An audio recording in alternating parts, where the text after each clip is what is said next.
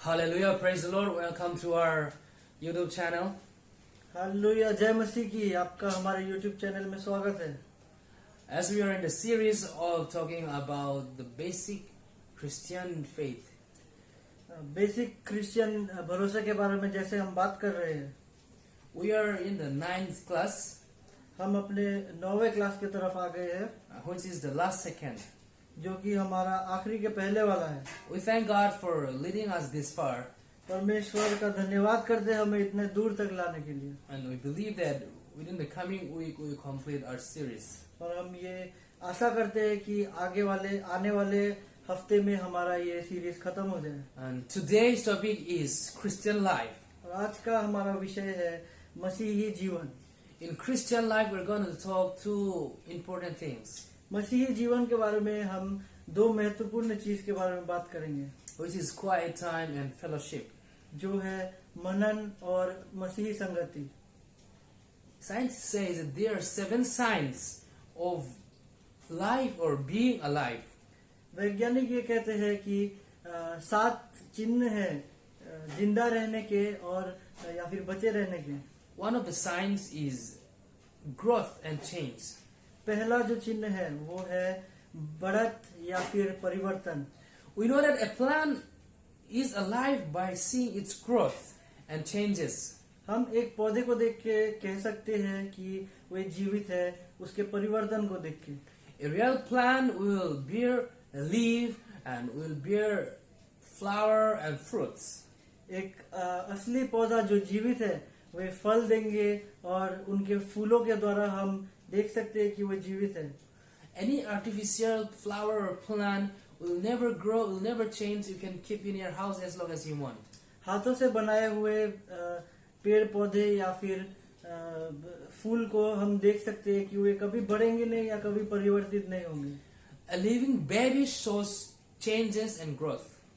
एक जीवित शिशु जो है वो परिवर्तन दिखाता है, बढ़त दिखाता है। Once we become a Christians, or when we become a born again person, we are a new baby in our spiritual lives. जब हम मसीही बनते हैं या विश्वासी बनते हैं तो हम भी एक नए शिशु की तरह हो जाते हैं अपने जीवन में। Are you a living Christian or a dead Christian? क्या आप एक जीवित मसीही है या फिर मृत मसीही है? Do you show any sign of growth and change? क्या आप अपने में कोई परिवर्तन या फिर कोई बदलाव देख सकते हैं? Are you still like the same the time that you received Jesus Christ? या फिर आप वैसे ही है, कोई परिवर्तन आया है आप में या नहीं आया है जब से आपने मसीही जीवन चुना है? How many Bible knowledge you have? आपका पवित्र बाइबल के पदों का कितना ज्ञान है? How many Christian songs you learn? कितने परमेश्वर के गाने आपने सीखे हैं? If you are not improving in this area, that means you are not growing in your spiritual life. अगर आप इन क्षेत्रों में बढ़त नहीं हासिल कर रहे तो आप अपने मसीही जीवन में भी बढ़त नहीं हासिल किए हैं। We cannot give ourselves growth and changes. हम अपने आप को ये बढ़त या फिर परिवर्तन खुद से नहीं दे सकते। God is the one who did this part. परमेश्वर ही है जिन्होंने हमारे जीवन में ये कार्य किया है। However, we can place ourselves on the track where God can do His part. लेकिन हम अपने आप को उस रास्ते में रख सकते हैं जहाँ परमेश्वर हमसे ये काम करवाए। Amen. आमीन। So, this quiet time and fellowship are the 2 mandatory parts for a Christian life. तो ये मनन और अपने लिए शांत समय निकालना बहुत जरूरी है एक मसीही जीवन में। Now let's see what is quiet time. चलिए अभी देखेंगे कि मनन या फिर शांत समय क्या कहलाता है। Quiet time simply means the time you spend alone with God. शांत समय ये दर्शाता है जो वक्त आप परमेश्वर के साथ बिताते हैं अकेले में, In quietness, अकेले में उनके साथ, where there is no disturbances in and around. जहाँ आपको परेशान करने के लिए कोई ना हो। I want to ask you, how did you start your day? मैं आपसे पूछना चाहता हूँ, आपने अपने दिन की शुरुआत कैसे किया है? Are you starting your day with God? क्या आपने अपना दिन का शुरुआत परमेश्वर से किया है? Or are you starting your day with something else like your mobile phone? या फिर आपने अपना दिन कुछ और चीज से शुरू किया है जैसे कि mobile phone? Many of us, the moment we wake up, even before washing face, we start grabbing our phone and start browsing it. हम में से काफी ऐसे लोग हैं जो सुबह उठ के बिना मुंह धोए या फिर बिना कुछ किए ही अपने फोन की तरफ पूरा आकर्षित हो जाते हैं. Our mind is full of what will be the comments, what will be the notifications, how many likes, how many subscribes will come, my last night post. हमारा ध्यान भी मोबाइल की तरफ ही चले जाता है कि उसमें कितना हमारा नोटिफिकेशन मैसेज आया है. So, my dear friends, I want to urge you, let's start our day, the first time after we wake up with God. तो मेरे प्यारे मित्रों, मैं आपसे ये विनती करता हूँ कि आप अपने जीवन परमेश्वर से शुरू कीजिए. There are some who did very well about this, कोई लोग हैं जो इन क्षेत्रों में बहुत अच्छा काम करते हैं and some even go to the point of extreme. और कोई सीमा भी पार कर जाते हैं इस चीज में. I have known people who don't talk at all to people before they pray in the morning. मैंने काफी लोगों से बात किया है जो किसी से बात भी नहीं करते हैं जब तक वे प्रार्थना न कर दे सुबह. I think that is another extreme. We can talk to people if it is needed. पर मैं सोचता हूँ कि वे सीमा पार कर जाते हैं. हम अगर चाहे तो लोगों से बात कर सकते हैं अगर वो जरूरी है तो. God is not that a strict person. If you don't if you don't talk to him first, he will do some action. Not like that. परमेश्वर इतना सख्ती से पेश नहीं आते आपसे कि आप अगर उनसे पहले बात ना करें तो वो आपसे नाराज हो जाएंगे. Jesus shows the best model, the best exemplary for us to learn. यीशु मसीह हमारे लिए सबसे बड़ा उदाहरण है उनसे सीखने के लिए. I want to read Luke chapter 5 verse 16. Here it says, "But Jesus often withdrew to lonely places and prayed." Here we can see that this is the practice of Jesus to pray.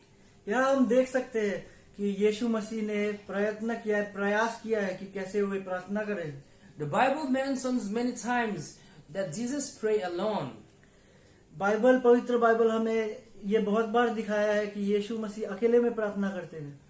So we can see from Luke chapter 6 verse 12, तो हम लूका की किताब में से भी देख सकते हैं. Matthew 14:13, मत्ती के किताब में से भी देख सकते हैं. Mark chapter 1 verse 35. मार्कुस के किताब में से भी हम देख सकते हैं इस बात को. We are living in a very busy and corporate world. हम आजकल काफी व्यस्त जीवन में जीते हैं where being alone or being in solitude is almost impossible. जहाँ अकेला रहना या फिर अपने लिए शांति का समय अलग से निकालना नामुमकिन के करीब आ चुका है. We were surrounded with noise and voices. हम शोर शराबा और आवाजों से घिरे हुए हैं आजकल. How do you hear God's voice in the middle of the many voices? अब ऐसे वक्त में आप परमेश्वर का आवाज कैसे सुनेंगे इन सब आवाजों के बीच में? The prophet Elijah did not hear God's voice in the middle of the storm. Alia जो भविष्यवक्ता थे उन्होंने कहा है हम उनका कहानी देख सकते हैं कि वे तूफान के बीच में परमेश्वर का आवाज नहीं सुन पाए. Not even in the fire. ना ही उन्होंने बढ़ते या जलते आग में सुन पाए. Not even in the earthquake. ना ही वे भूकंप के समय सुन पाए. But he heard God's voice in calmness, the still small voice coming. लेकिन वे उस समय सुन पाए जब वो अकेले थे और शांत थे. My dear friends, if you want to hear God's voice, you need to come to the place and time where you can listen to Him. मेरे दोस्तों, आपको अगर परमेश्वर का आवाज सुनना है तो आपको एक शांत जगह में आना ही पड़ेगा. For some of us, it could be early morning. For some, it could be noontime. For some, it could be late night. किसी के लिए ये प्रातः काल भी हो सकता है, किसी के लिए ये दोपहर या फिर किसी के लिए ये रात का समय भी हो सकता है. When is the best time you enjoy reading God's word? वो कौन सा समय है जहाँ आप आनंद आता है आपको परमेश्वर का वचन सुनने में? When is the best time you enjoy singing with God? वो कौन सा समय है जब आप आनंदित होते हैं परमेश्वर का गाना गाने के लिए? You need to literally set a time for this. उसके लिए आपको सही में वक्त निकालना पड़ेगा. While we enjoy praising God with loud sound and dancing and clapping, the Bible also talks about silence. जिस वक्त हम बहुत आनंदित होते हैं जोर से गाना गाने के लिए, जोर जोर से नाच गाना करने के लिए, लेकिन पवित्र बाइबल हमें ये भी बताता है कि शांति भी जरूरी है. In Habakkuk 2:20 says, God is in the holy temple. Everyone has to be silent. हबक्कुक की किताब में हम देख सकते हैं कि परमेश्वर एक पवित्र जगह में है और हमें उनका आवाज शांति में सुनाई देगा. Why quiet time is so important in our lives? क्यों ये शांत जीवन हमारे लिए, हमारे जीवन में महत्वपूर्ण है? Number one, it brings us to a place where we learn to wait upon the Lord. ये हमें उस स्थिति में लाता है जहां हम परमेश्वर का इंतजार में रहते हैं. We were natural impatient people. वैसे सामान्य तौर पर हम लोग काफी उत्तेजित लोग हैं. We want things now. हमें चीजें उसी वक्त चाहिए. We want things at an instant. हमें चीजें वही के वही उसी वक्त चाहिए. We want fast food, fast train, fast that. हमें हर चीज तेज चाहिए, जैसे कि तेज रेल या फिर तेज खाना भी चाहिए हमें. We don't want to use 2G, 3G. We want 4G and above. हमें इंटरनेट के क्षेत्रों में भी 2G, 3G नहीं चाहिए, हमें 4G चाहिए. However, what happened to those who wait upon the Lord? पर उनका क्या होता है जो परमेश्वर का इंतजार करते हैं? Isaiah chapter 40 verse 30-31 says, ईसाया की किताब में हम देख सकते हैं. they say, number one, those who wait upon the Lord will renew their strength. पहले बात वो ये कहते हैं कि जो परमेश्वर के लिए इंतजार करेंगे उनका जो शक्ति है वो फिर से नया हो जाएगा. They will soar on wings. वे पंखों के द्वारा उड़ेंगे. They will run but not grow weary. और वे भागेंगे पर वे थकेंगे नहीं. They will walk but not in faint. और वे चलेंगे लेकिन फिर भी नहीं रुकेंगे. Hallelujah. Hallelujah. Hallelujah. Hallelujah. Guys, waiting upon the Lord is not a waste of time. It's worth it. परमेश्वर के लिए इंतजार करना हमारे समय की बर्बादी नहीं है, वो हमारे समय का पूर्ण उपयोग है.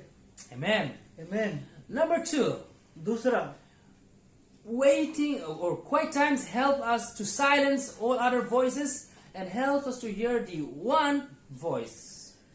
शांत समय हमें ये चीज करने में मदद करता है कि हम दूसरे संसार के अन्य चीजों से अलग रहे और परमेश्वर की तरफ अपना ध्यान बटाए रहे. The voice even within ourselves help us to silence. जो अपने अंदर की जो आवाज है, अंतरात्मा की जो पुकार है, वो भी हमें परमेश्वर की ओर खींचे. My dear friends, let me tell you, hearing God's voice is the most fascinating thing in the world. मेरे मित्रों, मेरे भाई बहनों, मैं आपसे ये कहना चाहता हूँ कि परमेश्वर का आवाज इस दुनिया में सबसे अच्छा चीज है. It refreshes our body and our soul.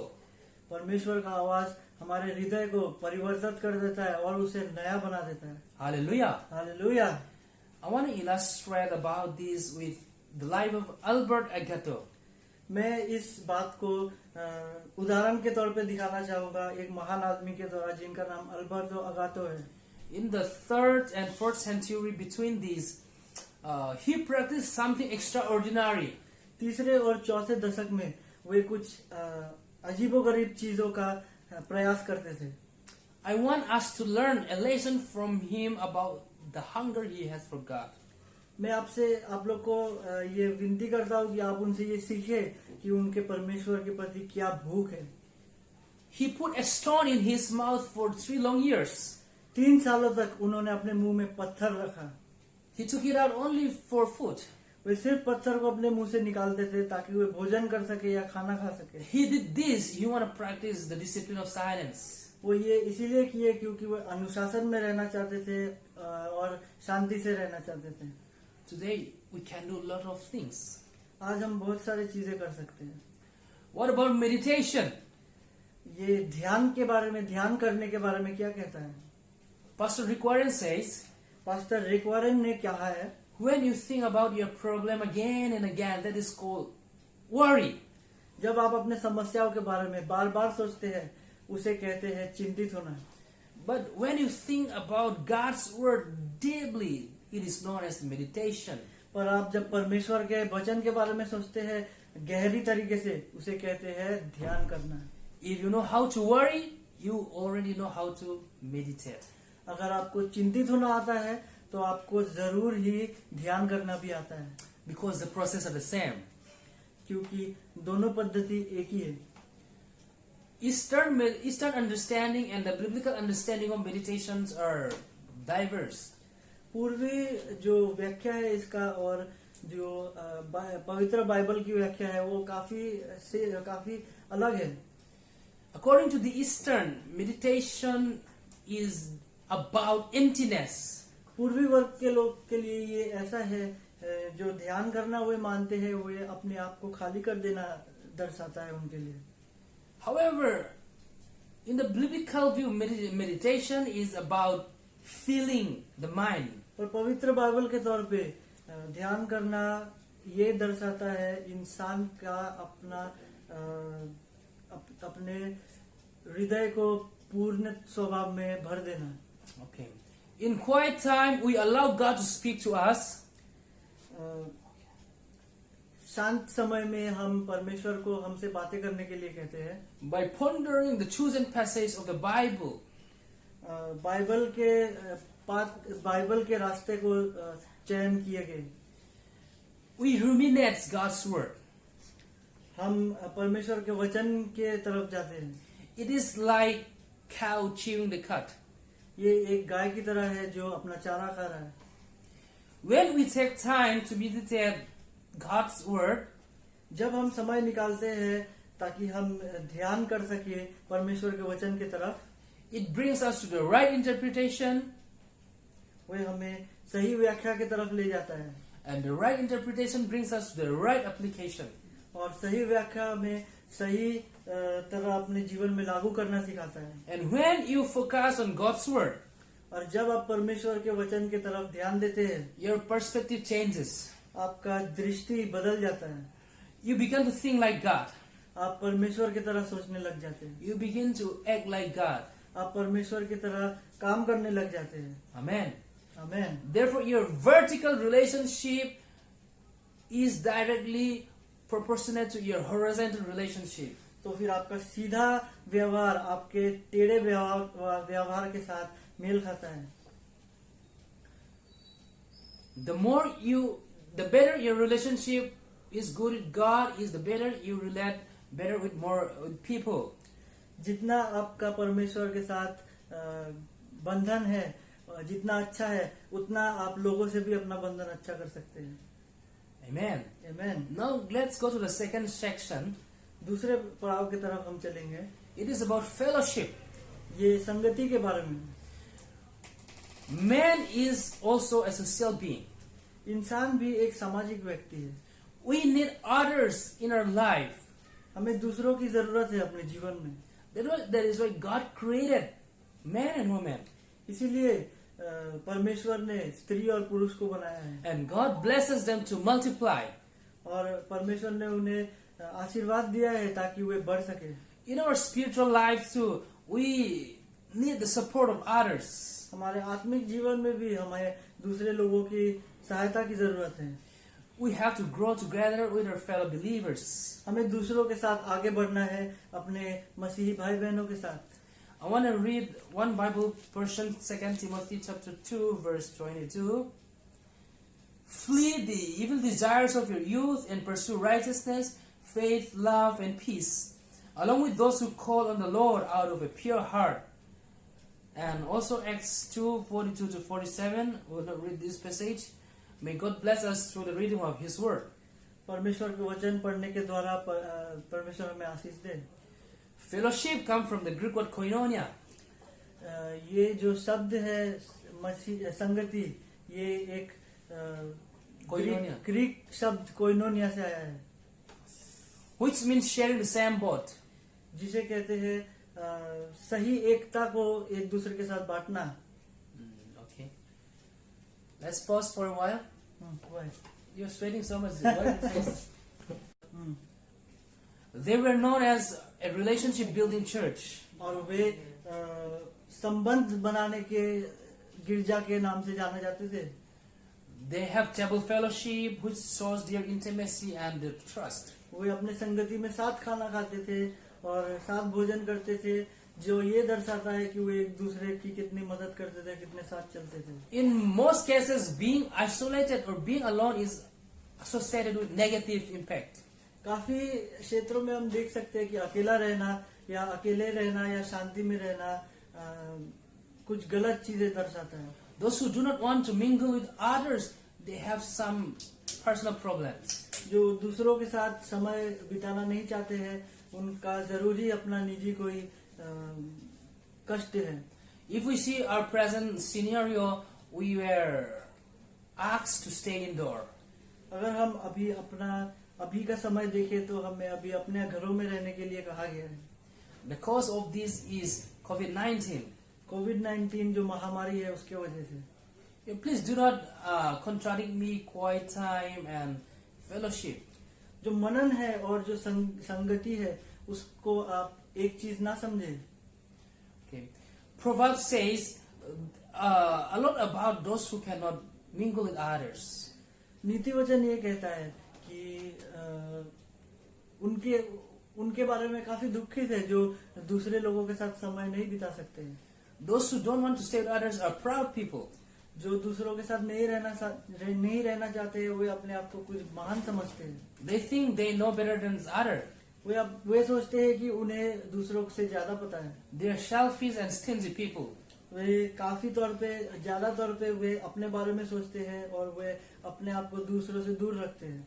After Peter's sermon on the Pentecost days, the people become Christians. Pentecost के भाषण के दिन जब पीटर ने जो भाषण दिया था उसके बाद जो लोग हैं वे मसीही बने।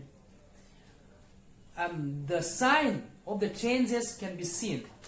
और जो चिन्ह है परिवर्तन का वो हम देख सकते हैं। They care for each other. वे एक दूसरे के बारे में एक दूसरे की ख्याल रखते थे। And generously share their possessions. और एक दूसरे से अपना संपत्ति भी बांट के रखते थे। God did not command us to give everything we have to others. परमेश्वर ने हमें ये नहीं कहा कि अपने सारे चीज दान में दे दीजिए। But we are commanded to love others. पर हमें ये जरूर कहा है कि हम दूसरों से प्रेम करें। Therefore, we need to share our resources with those who are in need. इसीलिए हमें अपना संपत्ति उन्हीं के साथ बांटना चाहिए जिनको जरूरत है। Church is a bigger family where we can have fellowship. गिरजाघर एक बहुत बड़ा परिवार है जिसमें हम अपना संगति कर सकते हैं। Where we can share our joy and our pain. जिसमें हम अपनी खुशी और अपने दुख बांट सकते हैं। Paul urges Timothy to choose friend wisely. Paul ने तिमोथी को कहा है कि अपने मित्रों को ध्यानपूर्वक चुने। That Timothy must get a friend who can help him to pursue righteousness, faith, hope, and love. Timothy ऐसा अपना मित्र चुने जो उन्हें सही दिशा में ले जाए, सही आशा दे और सही दिलासा भी दे। People who call on the name of the Lord with a pure heart. उन लोगों से मित्रता कीजिए जो परमेश्वर का नाम पुकारे अपने साफ स्वच्छ हृदय से। Here we can learn two principles. यहाँ से हम दो चीज सीख सकते हैं, तीन चीज सीख सकते हैं। Two दो चीज सीख principles. सकते हैं। First, Christian life or Christian ministry is not a one-man army. ये मसीही जो मिनिस्ट्री है ये एक आदमी का खेल नहीं है। We need others हमें दूसरों की जरूरत है because we are imperfect people. क्योंकि हम अपने में पूर्ण नहीं है। What you cannot do, I may be able to do. जो आप ना कर सके शायद मैं कर सकूं, And what I can't do, you may be able to do it. और जो मैं ना कर सकूं शायद आप वो कर सकें। And we were very vulnerable to sins. और हम पाप के तरफ बहुत आकर्षित होते हैं। We need the support of our friends. और हमें उससे बचने के लिए अपने दोस्तों का सहायता की जरूरत है। Amen. आमीन। Number 2, दूसरा, get help from the right people. उन लोगों से मदद लीजिए जो सही लोग हैं। 1 Corinthians 50:33 says, bad company corrupts good character. पहला कुरिन्थियन का किताब ये कहता है कि गलत संगति अच्छे कैरेक्टर को भी बदल देता है। A man is known by the company he keeps. एक इंसान अपने मित्रों के द्वारा जाना जाता है। And he is also known by the company he avoids. और उनके लिए भी जाना जाता है जो मित्रों से वो दूर रहते हैं। So be wise and choose friend carefully. तो आप सतर्क रहिए और अपने दोस्तों को सही मात्रा में चुनिए। Choose friend who can help you to grow spiritually, उन मित्रों को चुनिए जो आपको परमेश्वर के नजदीक लेके आए, who can suggest you good things and better things. जो आपको सही और अच्छे चीजों के बारे में जानकारी दे सके। Try not to choose friend who gossips, उन लोगों को ना चुने जो एक दूसरे के पीठ पीछे बातें करते हैं, who knows how to eat and do unproductive things only. जिन्हें सिर्फ खाना और बिना किसी फायदे वाले काम करना पसंद है। I want to conclude here. इसी बातों से मैं अभी खत्म करना चाहता हूँ। What would happen if you left a newborn baby in a desert? क्या होगा अगर एक शिशु को आप रेगिस्तान में छोड़ दें? He or she will die immediately, वे उसी वक्त मृत हो जाएंगे, maybe due to heat or wild animals or out of thirsty. अधिक गर्मी की वजह से, या फिर जंगली जानवरों की वजह से, या फिर प्यास के मारे। What about your spiritual baby? तो आपके आत्मिक शिशु के बारे में क्या? Are you feeding with the undiluted milk, क्या आप उसे अपवित्र दूध के द्वारा उनका भूख मिटा रहे हैं, or are you lasting alone in the desert? या फिर क्या आप उन्हें रेगिस्तान में छोड़ दे रहे हैं? The fact of the matter is this: बात का यही मतलब है कि we had a born again experience in our life, हम सबका पुनर्जीवन का एक्सपीरियंस या फिर अपने जीवन में हमने वो देखा है। however we never feed our spiritual life. पर हम अपने आत्मिक जीवन को हमेशा भूखा रखते हैं। As a result, we had consequently we had stunted growth or we dried up. जिसके वजह से हम सूखे हो जाते हैं, हमारा जीवन या फिर हमारे जीवन में विकास नहीं होता है। So my dear beloved, I want to urge you today, hearing this teaching, please nurture your spiritual life. तो इसी वचन के द्वारा मैं आपको उत्तेजित करना चाहता हूँ कि आप अपने जीवन को परिवर्तित कीजिए और अपने आत्मिक जीवन में परिवर्तन लाइए। Our message is very simple, हमारा संदेश बहुत ही सरल है, but it's powerful. पर वो दमदार है। So practice quiet time and fellowship. इसीलिए अपना मनन को प्रयास कीजिए। You will see growth and changes in your spiritual life. आप अपने आत्मिक जीवन में परिवर्तन देखेंगे। Amen. May God bless you. आमीन। परमेश्वर आपको आशीष दे। For the assignment you say. Call him. There is something going on outside ना? ओए, ऐसे असाइनमेंट जल्दी भागो, वीडियो चल रहा है।